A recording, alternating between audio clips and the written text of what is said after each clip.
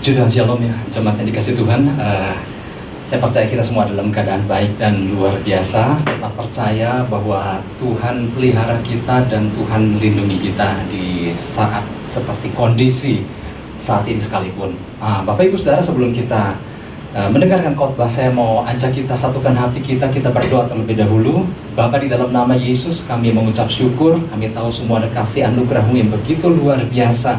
Kalau kami ada hari ini sebagaimana kami ada semua karena pemeliharaan Tuhan atas kami, kemurahan Tuhan, favor daripada-Mu senantiasa ada pada kami. Bapa, kami rindu dikuatkan oleh kebenaran firman Tuhan. Engkau Bapa yang mengajar kami, ajar kami lebih lagi tentang apa arti mengasihi Engkau Tuhan. Sehingga ketika kami paham tentang arti mengasihi, maka sebetulnya kami akan menjadi semakin lebih kuat lagi di dalam pengiringan dan pelayanan kami akan Engkau.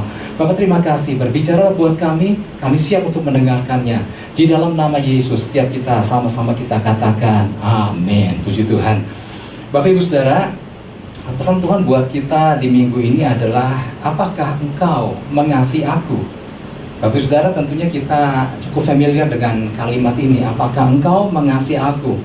Bapak Ibu, pertanyaan tentang apakah engkau mengasihi aku ini biasanya seharusnya percakapan yang romantis kan.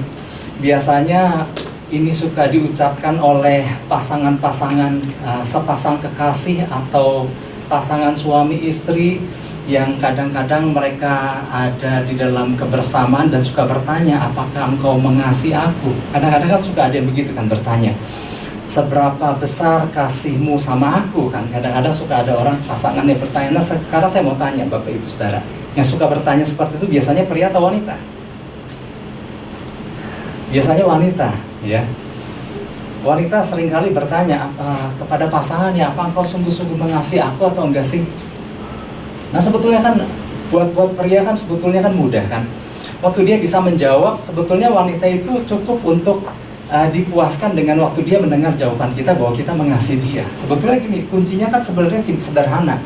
Para pria, bapak-bapak, para suami, sebetulnya kalau mau menyenangkan hati istrinya kan sebetulnya mudah. Sering-sering aja nyatakan rasa cinta kepada suaminya, kepada istrinya maksudnya. Saya pernah suatu kali ngobrol dengan seorang bapak suatu pagi setelah doa pagi, saya ngobrol Pak, dan kemudian ada sedikit cerita yang menyinggung tentang hubungan dengan istri. Saya bilang sering-sering kasih perhatian.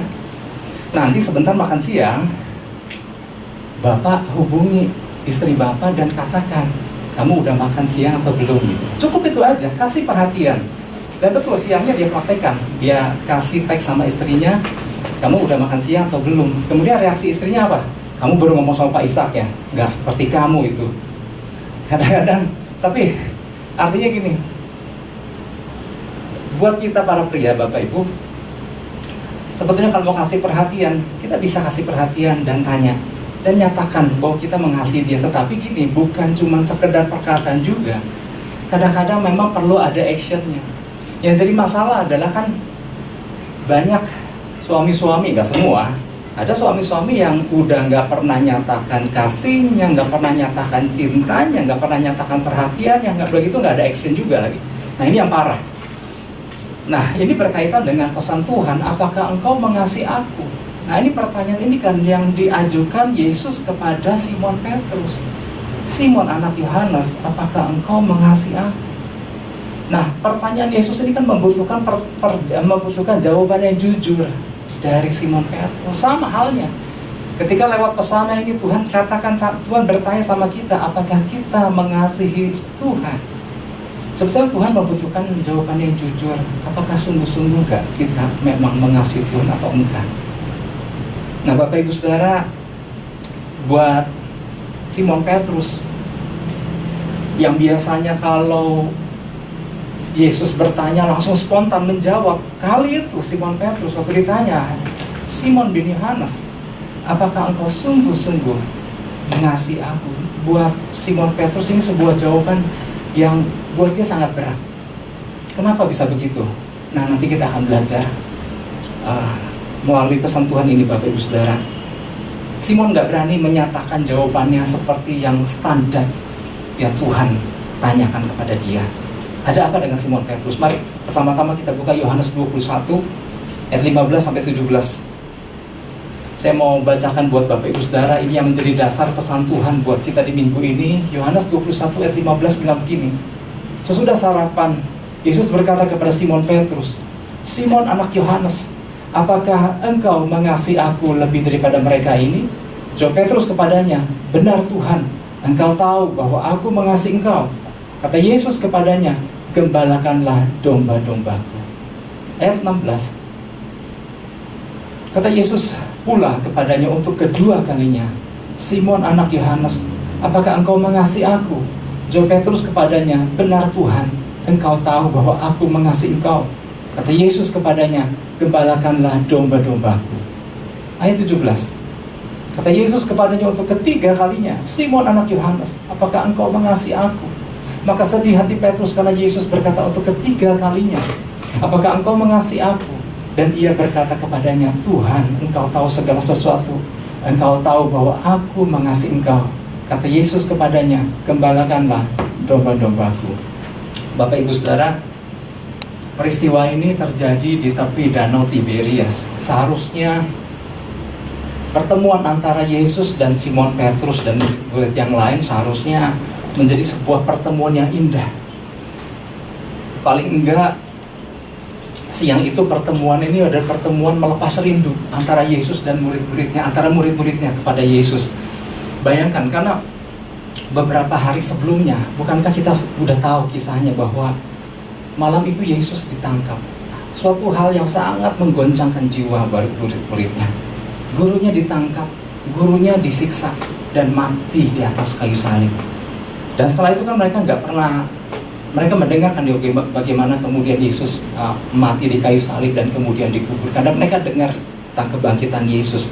Nah, perjumpaan siang itu seharusnya sebuah perjumpaan yang gitu ya, ketemu lagi sama gurunya. Memang sebetulnya sebelumnya pernah ada penampakan Yesus kan di sebuah kamar loteng terhadap murid-muridnya, tetapi perjumpaan langsung di mana mereka punya waktu yang cukup banyak itu kan pada saat di Danau Tiberias.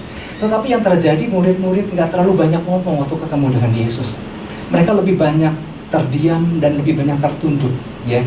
Nah, perjumpaan siang itu, Bapak Ibu Saudara, diawali dengan kembalinya murid-murid Yesus. Kalau kita perhatikan di situ ada 7 murid-murid Yesus yang rata-rata mereka adalah punya masa lalu sebagai seorang penangkap ikan, sebagai orang-orang penangkap ikan. Nah, waktu itu mereka baru pulang semalaman dari nangkap ikan, dan kemudian kembali tanpa membawa hasil apa-apa. Dan kemudian Yesus yang siang itu sudah tunggu di tepi Danau Tiberias atau Danau Galilea. Yesus kemudian memberikan petunjuk dari jauh, "Tebarkan jalamu ke sebelah kanan perahu." Dan mereka langsung mengikuti arahan yang dilakukan oleh Yesus, meskipun mereka belum terlalu mengenali siapa yang kasih arahan itu. Dan mereka menebarkan jala di sebelah kanan perahu, dan apa yang terjadi? Mereka mendapat ikan yang begitu banyak jumlahnya. Nah, kejadian ini, Bapak Ibu Saudara, sebetulnya kan adalah kejadian ulangan dari apa yang pernah terjadi jauh sebelumnya, kurang lebih sekitar 3 tahun lebih yang lalu. Ketika waktu itu sama, Simon Petrus pulang dari semalam-malaman menjala ikan tanpa membawa hasil apa-apa, kemudian berjumpa dengan Yesus, dan Yesus kasih petunjuk, "Kau tebar jalamu ke tempat yang dalam." Dan Simon Petrus waktu itu lakukan itu, dan sejak itu, itulah titik di mana awal dia mengiring Yesus. Dari seorang penjala ikan menjadi seorang penjala manusia. Jadi sebetulnya peristiwa ulangan ini adalah cara Yesus untuk mengingatkan kembali murid-murid, khususnya kepada Simon Petrus, bahwa bukankah engkau sudah ambil keputusan untuk ikut Yesus sebagai seorang penjala manusia. Namun yang terjadi, mereka menjadi orang-orang penjala ikan kembali. Nah, ini cara Yesus untuk membawa kembali untuk mereka sungguh-sungguh ikut Yesus.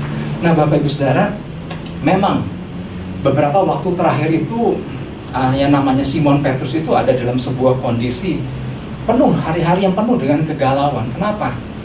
Makanya waktu ketemu dengan Yesus, buat Simon Petrus itu bukan sesuatu yang penuh sukacita dan penuh kerinduan, tetapi buat Simon Petrus berjumpa dengan Yesus waktu itu adalah sebuah hal yang sangat memalukan. Dan kita tahu, bukankah dia baru saja menyangkal, baru beberapa hari yang lalu menyangkal Yesus. Pada saat malam Yesus ditangkap, dia menyangkal 3 kali sebelum fajar terbit menyingsing. Dan buat Petrus itu sebuah kegagalan. Ya ampun, dulu aku komitmen ikut Yesus, tetapi waktu aku ditanya aku adalah murid Yesus, dia bilang aku nggak mengakui. Dan buat Petrus ini sebuah kegagalan, jauh daripada perkataan sebelumnya pernah dia ucapkan di hadapan Yesus. Sekalipun mereka menyangkal, aku sekali-sekali tidak akan menyangkal. Nah Bapak Ibu Saudara, kemudian berlanjut. Setelah selesai makan malam, Yesus secara pribadi bertanya sama Simon Petrus, Simon anak Yohanes, apakah engkau mengasihi aku? Dan pertanyaan ini gak main-main Bapak Ibu Saudara. Dalam arti kata lain, Yesus sedang bertanya kepada Simon Petrus, Simon, apakah engkau masih memiliki komitmen kepada Kristus dan kerajaan surga lebih besar dari komitmen apapun juga yang pernah engkau buat, seperti yang engkau pernah ucapkan sebelumnya? Nah pertanyaan ini melalui pesan Tuhan ditanyakan kepada kita. Apakah kita mengasihi Yesus sungguh-sungguh? Bapak Ibu Saudara, ini jadi pesan kita di minggu ini. Tuhan hendak memastikan apakah setiap kita sungguh-sungguh mengasihinya dengan segenap hati kita. Adalah mudah memang untuk menjawab pertanyaan apakah engkau mengasihi aku. Mungkin kita dengan mudah menjawab perkataan kita, aku mengasihi engkau sungguh-sungguh Yesus. Hal yang sama buat Simon, dia juga pernah punya pengalaman bahwa waktu Tuhan menyatakan kasih, apakah Simon mengasihi dia. Buat Simon sangat mudah mengatakan bahwa dia mengasihi Yesus. Bahkan sebelum peristiwa penyangkalan, Petrus sudah menyatakan kasihnya, komitmennya yang luar biasa kepada Yesus. Namun apa yang terjadi? Gak seperti yang dia ucapkan. Dan berakhir dengan penyangkalan, Bapak Ibu Saudara. Dan ini buat Petrus begitu terpukul sekali dengan perbuatannya itu. Nah melalui pesannya Tuhan, melalui pesannya ini sebetulnya Tuhan lagi ajak kita, ajak saya Bapak Ibu dan Saudara untuk apa? Yuk Tuhan ajak kita introspeksi ulang terlebih dahulu sebelum kita melangkah lebih jauh. Apakah kasih kita kepada Kristus ini lebih dari semua kecintaan kita kepada apapun juga? Wow, ini pesan ini ditujukan pada setiap kita. Apakah sungguh kita mengasihi Tuhan? Karena gini, Tuhan punya rencana luar biasa Bapak Ibu Saudara buat setiap kita. Namun semua itu akan menjadi percuma kalau waktu iring Tuhan kita memiliki dasar yang rapuh. Apakah dasar kita sungguh kita mengasihi Tuhan atau enggak? Karena hal yang sama, Simon Petrus pernah mengalami. Mulut berkata ia mengasihi Tuhan, tetapi pada masanya, ketika tantangan datang, ketika ujian terjadi, dia gagal, dia menyangkal Yesus. Oleh sebab itu mari Bapak Ibu Saudara, kita mau belajar beberapa hal yang harus kita perhatikan berkaitan dengan pesan Tuhan ini. Yang pertama adalah gini, miliki dasar pengiringan atau dasar pelayanan yang benar. Apa sih sebetulnya dasar yang paling kokoh Bapak Ibu Saudara? Kita buka dulu Yohanes 21 ayat 15 ya, seperti yang tadi sudah saya bacakan. Sesudah sarapan Yesus berkata kepada Simon Petrus, Simon anak Yohanes, apakah engkau mengasihi aku lebih daripada mereka ini? Nah, berkali-kali Yesus menekankan kata, apakah engkau mengasihi aku? Nggak ada dasar yang paling kokoh yang melandasi pengiringan kita, yang melandasi pelayanan kita. Apakah kita sungguh mengasihi Tuhan atau enggak? Banyak orang-orang ketika ditanya dasar apa yang membuat ia iring Tuhan, dasar apa yang membuat ia melayani Tuhan, dan banyak sekali, gak sedikit orang-orang yang menjawab dengan jawaban-jawaban yang begitu luar biasa. Oh, aku mengiring Tuhan karena aku ingin memperluas kerajaan surga, aku ingin memajukan kerajaan surga di bumi. Apakah salah jawabannya? Enggak salah, jawabannya luar biasa. Kemudian ada orang-orang yang berkata, aku kan senang belajar dan aku senang mengajarkan kembali ilmu tentang Tuhan, itu yang menjadi alasan aku melayani Tuhan. Salah nggak jawaban seperti itu? Nggak salah, itu luar biasa Bapak Ibu Saudara. Ada lagi orang berkata bahwa dasar ia melayani adalah karena ia ingin membantu orang-orang di tengah permasalahan yang mereka hadapi. Wow, ini luar biasa sekali. Ada lagi orang yang berkata bahwa dasar ia melayani Tuhan, mengiring Tuhan karena itu akan memberikan kepuasan tersendiri buat diriku. Waduh, rasanya apa nggak enak banget kalau nggak melayani. Wow, sebuah hal yang luar biasa.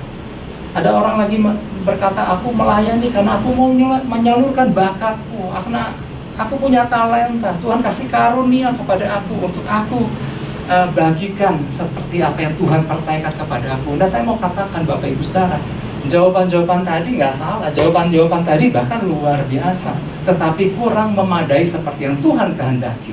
Karena dasarnya adalah bukan karena dasar mengasihi Kristus. Ada yang dasarnya kepuasan diri sendiri, ada yang dasarnya karena ingin memajukan kerajaan surga tanpa punya landasan mengasihi Kristus. Semuanya menjadi rapuh. Sama seperti jemaat Efesus di kitab Wahyu. Ini jemaat luar biasa. Dalam Wahyu 2 ayat 2 kan. Mereka adalah jemaat-jemaat yang mereka jemaat yang berjerih lelah. Mereka ya jemaat-jemaat yang bertekun. Mereka jemaat-jemaat yang sabar. Mereka jemaat-jemaat yang berani menderita. Mereka jemaat-jemaat yang tidak mengenal lelah. Tetapi di situ dikatakan bahwa Tuhan mencela mereka, bahwa mereka telah meninggalkan kasih yang semula. Dan kata Tuhan, betapa dalam kejatuhan mereka, betapa dalam mereka telah jatuh. Di mata Yesus, ketika orang melayani dengan luar biasa tanpa dasar kasih kepada Kristus, buat Tuhan, itu sebuah kejatuhan. Karena betapa penting dasar, landasan yang melandasi pengiringan kita sama Tuhan. Karena gini, saya pernah sampaikan kan minggu lalu, jalanan yang kita tempuh nggak selalu jalan rata. Kadang berkelok-kelok, kadang turun, kadang mendaki, kadang berlubang, kadang penuh dengan tantangan. Kalau nggak dilandasi dengan kasih kepada Kristus, mudah terbakar. Seperti yang pernah dialami oleh Simon Petrus. Nah Bapak Ibu Saudara, melalui percakapan Yesus dengan Simon Petrus, sebenarnya Tuhan ingin agar Petrus kembali memiliki dasar pengiringan yang benar, ya. Bukan sekedar luapan emosi semata-mata kan. Kalau kita lihat kan, sebetulnya Petrus adalah salah satu murid yang begitu spontan, begitu mudah berkata-kata, begitu mudah mengucapkan segala sesuatu, begitu mudah bertindak tanpa berpikir panjang terlebih dahulu. Maka seringkali kan dia begitu yakin maka yang terjadi adalah dia begitu yakin akan kemampuan dirinya, maka dia sering bilang kan, biarpun mereka terguncang imannya karena engkau, sekali-kali aku nggak terguncang. Sekalipun aku harus mati bersama-sama dengan engkau, aku tak akan menyangkal engkau. Itu diucapkan Simon Petrus pada waktu perjamuan bersama Yesus detik-detik sebelum Yesus ditangkap. Begitu yakin bahwa dia nggak akan pernah nyangkal Yesus dan rela mati buat Yesus. Tapi kenyataannya apa? Sangat berbeda. Waktu dia baru ditanya aja bahwa engkau salah satu dari murid Yesus, dia bilang, aku nggak kenal dia. Sehingga bagi Petrus, mengasihi Yesus dianggap sesuatu yang ringan. Tapi ketika pengujian datang, Bapak Ibu Saudara, Petrus gagal. Kenapa gagal? Karena dasar pengiringannya gak tepat. Dasar pengiringan Petrus adalah kesombongan. Dasar pengiringan Petrus adalah terlalu percaya diri yang berlebihan. Dasar pengiringannya adalah ternyata rasa menyepelekan perkataan Tuhan. Ini membuat akhirnya ketika saat pengujian datang, dia meledak, dia terbakar di situ. Nah di dalam Matius pasal 7 kita udah pernah dengar kan pelajaran tentang dua macam dasar. Nah Bapak Ibu Saudara, apa yang membedakan dua tipe rumah ketika hujan datang, angin datang, banjir datang? Apa yang membedakan kedua tipe rumah ini? Dasarnya. Yang dasar dari pasir, mereka hancur terbawa. Tapi dasar yang terbuat dari batu, itu yang membuat rumah itu tetap tegak berdiri. Jadi kuncinya adalah apa? Dasarnya apa dulu? Dan ini mengingatkan buat setiap kita, saya Bapak Ibu Saudara, betapa landasannya mesti kokoh, dan landasannya adalah apakah kita mengasihi Kristus sungguh-sungguh atau enggak. Nah Bapak Ibu Saudara, dasar yang Tuhan inginkan adalah karena kita mengasihi karena Tuhan telah lebih dahulu mengasihi kita dengan rela mati di atas kayu salib. Nah waktu kita punya landasan yang seperti itu Bapak Ibu Saudara, dan sungguh benar kita memiliki landasan karena mengasihi Kristus, maka ini akan menuntun, landasan ini akan menuntun kasih yang sungguh-sungguh, akan menuntun kita kepada tindakan yang tulus dan komitmen yang kuat. Makanya saya ingat di dalam doa Paulus, salah satunya ditekankan oleh Rasul Paulus ternyata gini, pastikan kita berakar dan berdasar pada kasih.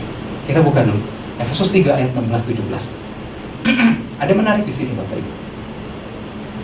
Efesus 3 ayat 16-17 bilang begini, aku berdoa supaya Ia menurut kekayaan kemuliaannya menguatkan dan meneguhkan kamu oleh rohnya di dalam batinmu. Ayat 17, sehingga oleh imanmu Kristus diam di dalam hatimu dan kamu berakar serta berdasar di dalam kasih. Ada kalimat agar kamu, sehingga oleh imanmu Kristus diam di dalam hatimu dan kamu berakar serta berdasar di dalam kasih. Nah, Rasul Paulus ini paham banget Bapak Ibu Saudara bahwa pentingnya orang percaya ini memiliki fondasi, dan bukan fondasi yang sembarangan. Namun di situ dikatakan berakar dan berdasar, rooted and grounded di dalam kasih. Jadi ia menekankan bukan hanya kita menjadi orang-orang yang aktif di dalam mengiring Tuhan semata-mata, bukan menjadi orang-orang yang aktif melayani Tuhan, tetapi pastikan kita memiliki dasar yang kokoh. Nah, kalau saja Rasul Paulus nggak memiliki dasar yang dikatakan rooted and grounded di dalam kasih Kristus, tantangan yang dihadapi bisa membuat dia terbakar. Dalam arti kata lain, membuat gagal pengiringan sama Tuhan. Nggak usah berbicara soal tantangan-tantangan yang dihadapi oleh Rasul Paulus, oleh orang lain. Yang dialami Rasul Paulus adalah tantangan yang nggak main-main. Yang namanya fitnahan itu udah dianggap kecil gitu sama Rasul Paulus. Yang namanya rajam, dilempar batu, mau mati, didera, disiksa, wah, dengan segala macam tantangan. Bahkan di dalam akhir pengiringannya itu dia sampai pernah digigit ular berbisa yang mestinya mati gitu di situ. Wow. Tetapi yang luar biasa gini, makanya di dalam doa Rasul Paulus dia berkata pentingnya semua orang percaya memiliki dasar dan akar di dalam kasih. Berakar dan berdasar di dalam kasih. Apa sih yang dimaksud berakar dan berdasar di dalam kasih? Jadi ternyata sebenarnya berakar aja udah kuat, berdasar aja udah kuat. Tapi Rasul Paulus ngerti banget kalau yang namanya nggak berakar dan berdasar, kalau nggak dikombinasi di dalam kasih Kristus, orang mudah lemah, mudah menyerah ketika tantangan datang. Kata berakar dan berdasar, rooted and grounded, Rasul Paulus ini meminjam dua istilah. Yang satu dia meminjam istilah dari ilmu botani, ilmu tumbuhan, tentang akar yang pohon yang memiliki akar ke dalam tanah. Yang satu dia meminjam istilah dari ilmu sipil arsitektur, bahwa orang itu harus dibangun memiliki fondasi yang kokoh di bawahnya. Wow, dan itu digabung berakar dan berdasar itu di dalam kasih Kristus. Wah, artinya betapa Rasul Paulus menekankan soal fondasi, soal berakar ini nggak main-main. Oke, kata berakar, rooted, diambil dari bahasa aslinya rizo, yang berarti menjadi kuat karena ada kekuatan akar yang mencengkeram ke bawah, ke dalam tanah. Dan itu saya pernah jelaskan kan di sekitar 2-3 minggu yang lalu, bahwa ada pohon-pohon yang kenapa bisa tetap tegak berdiri di tengah hantaman angin badai sekalipun, bahkan tetap masih bisa berbuah. Karena itu ternyata dia punya akar. Ada pohon korma, pohon aras, dan ada pohon-pohon besar lainnya kan yang kita kenal. Kenapa? Dia bisa bertahan dan bahkan tetap bisa menghasilkan buah, karena ternyata akarnya itu ngakar banget sampai ke kedalaman, sampai ke dasar, sampai dia bisa dapat air di kedalaman tanah. Itu yang membuat akarnya menjadi kuat. Artinya tantangan-tantangan yang dihadapi itu nggak mudah Bapak Ibu Saudara. Bukan cuma sekedar diomongin orang, itu nggak ada apa-apanya.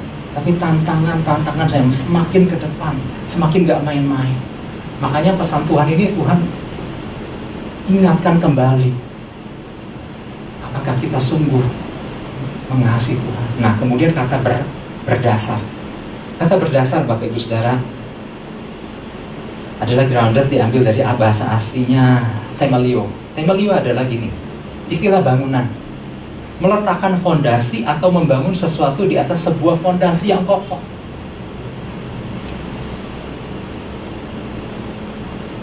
Beberapa kota-kota besar Indonesia termasuk rawan gempa sih, tetapi memang ya gedungnya juga gak terlalu banyak. Tapi kota-kota besar misalnya di Jepang, Tokyo gitu kan, itu kan daerah rawan gempa. Daerah yang penuh dengan gunung Merapi kan, banyak sekali gempa. Atau misalnya Los Angeles itu bukannya banyak gunung Merapi, tetapi ada kota itu di atas lempengan kerak bumi yang sekali-sekali bergeser. Makanya kota itu penuh, sering kali gempa terjadi. Nah, makanya nggak terlalu banyak sekali dibandingkan kota-kota lain, nggak terlalu banyak gedung-gedung tinggi. Nah, meskipun ada gedung-gedung yang berdiri, mereka itu semua memiliki fondasi yang begitu kokoh, sehingga ketika gempa datang, itu nggak akan merobohkan gedung-gedung yang sudah dibangun. Kenapa? Karena ada fondasi. Kenapa pohon-pohon itu begitu kuat? Karena berakar. Nah, Rasul Paulus kombinasikan berakar dan berdasar di dalam kasih.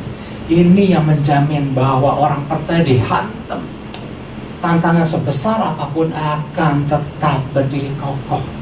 Nah, ini yang jadi berakar aja buat Rasul Paulus nggak cukup, berdasar aja nggak cukup.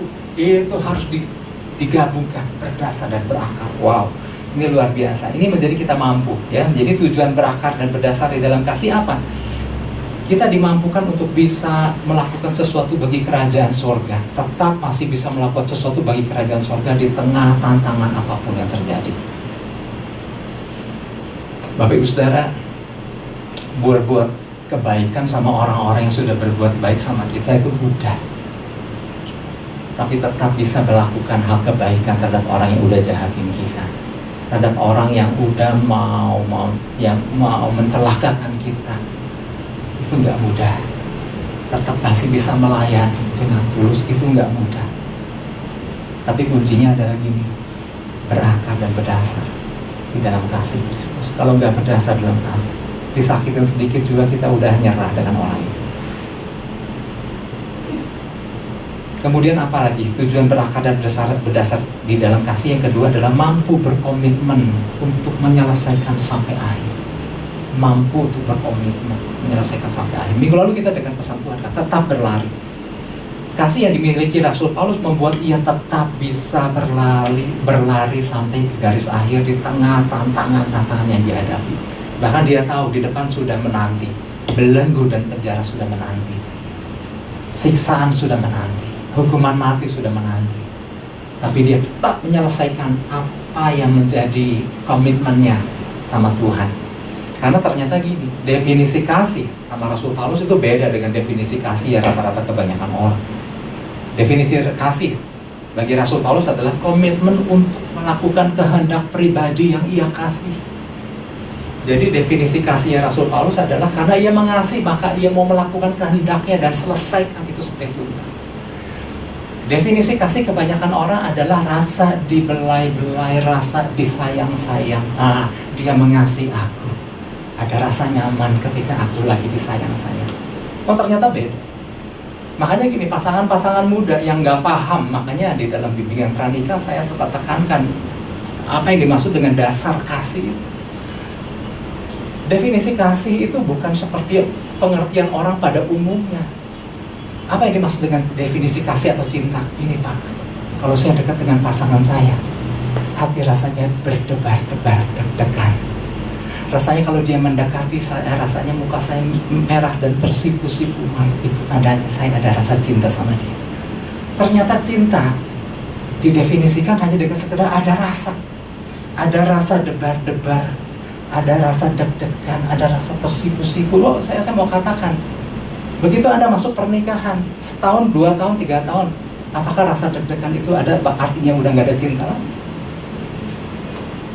Saya mau tanya, apakah benar deg-degannya hilang nggak? Oh enggak Pak, nggak hilang Pak, deg-degannya masih makin bertambah Pak, tapi debarnya udah bukan debar-debar, udah kan debar-debar greget karena pengen ketemu, udah debar-debarnya udah keki gitu. Nah, artinya pastikan definisi cinta kita memiliki definisi yang benar. Definisinya adalah ini, tetap. Jadi definisi kasih bukan sekedar deg-degan, bukan sekedar rasa debar-debar, tapi bicara soal komitmen untuk mengasihi sampai akhir dan tetap sehati masuk. Nah, oleh sebab itu Bapak Ibu Saudara, itu yang pertama. Jadi yang pertama adalah gini, beberapa hal yang harus kita perhatikan tentang pesan Tuhan ini. Miliki dasar pengiringan atau dasar pelayanan yang benar. Yang kedua, miliki kesadaran bahwa Tuhan selalu memberi kesempatan kembali kepada kita. Simon Petrus pernah gagal. Banyak tokoh-tokoh di Alkitab, gak sedikit yang juga pernah gagal. Tapi selalu ingat bahwa Tuhan selalu memberikan kesempatan kembali. Ada kesempatan, istilah gini, kesempatan kedua, second chance yang diberikan Tuhan sama kita. Seperti yang dia berikan kepada Simon Petrus. Sebetulnya udah bukan kesempatan kedua sih, mungkin ketiga udah keempat. Kesempatan yang Tuhan berikan sama kita juga bukan, karena gini, bukan kesempatan kedua aja, mungkin udah ketiga dan kesekian. Karena menurut Billy Graham, di usia yang ke-97 tahun dia pernah berkata waktu dia masih hidup. Di usia 97 tahun dia berkata bahwa hidup yang kita miliki di dalam Kristus setelah sebelumnya kita tidak mengenal Kristus, itu sebetulnya adalah second chance, kesempatan kedua yang Tuhan udah berikan sama kita.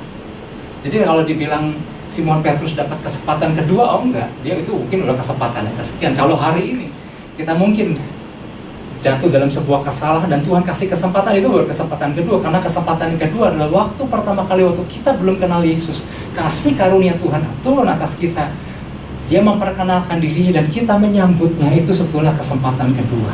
Tuhan tahu waktu hidup di luar Kristus kita sedang menuju kepada kebinasaan, tapi waktu dia memperkenalkan dirinya, itu oleh kasih anugerah kita menyambutnya.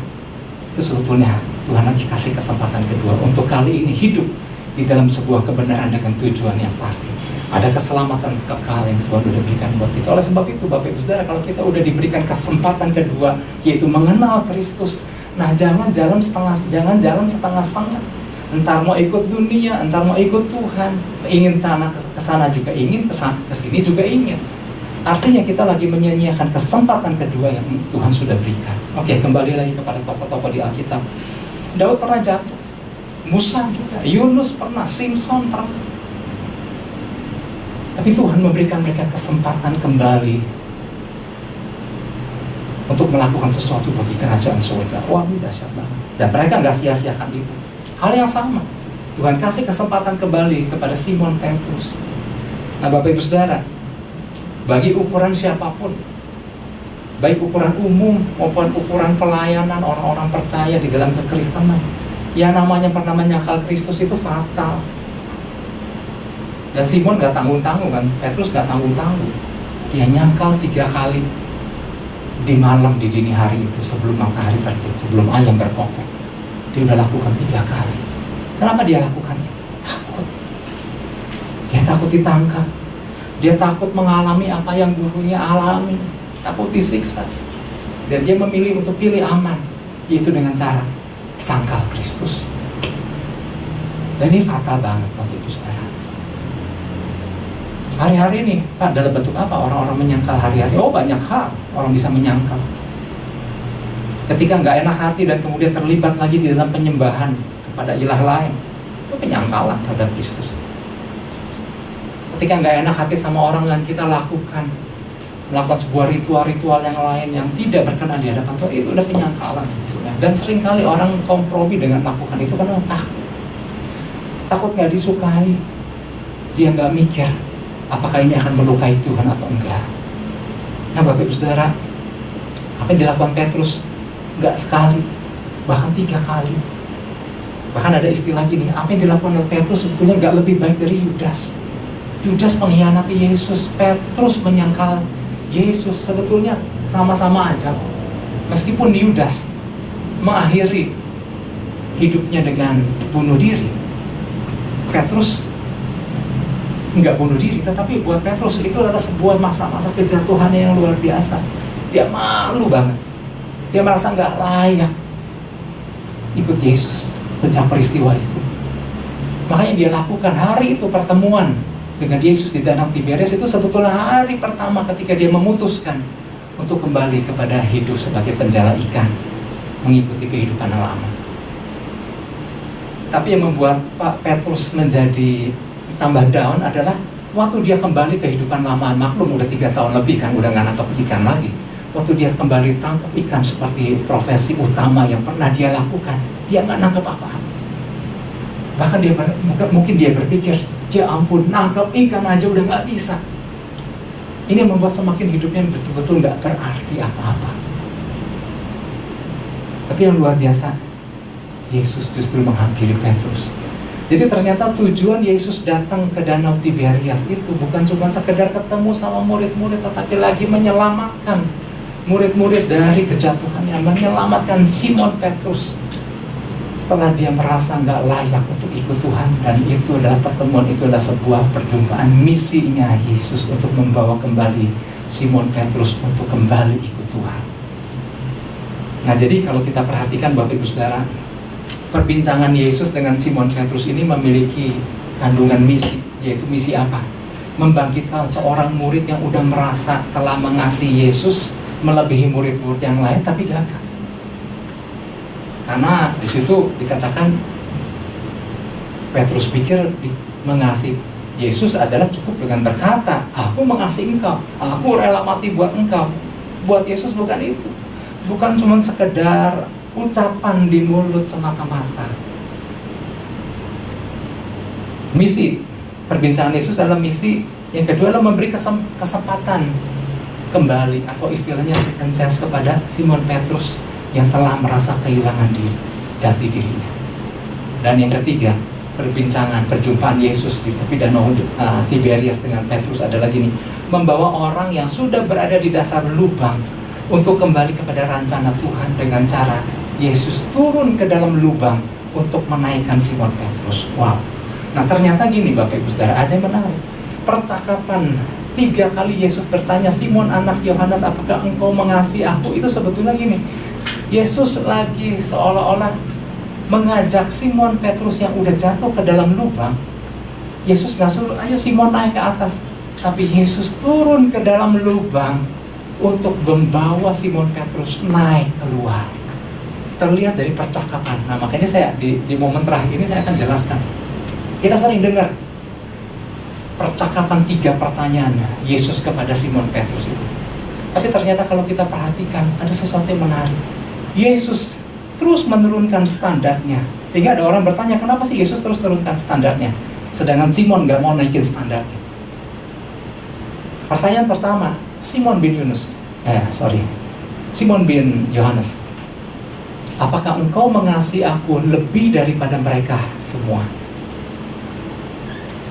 Itu pertanyaannya, pertanyaan Yesus dengan standar Yesus, standar Tuhan yang tinggi. Apakah engkau mengasihi aku? Apakah engkau agapau aku? Kemudian dilanjut, melebihi mereka semua. Petrus bilang, Guru, engkau tahu aku mengasihi engkau.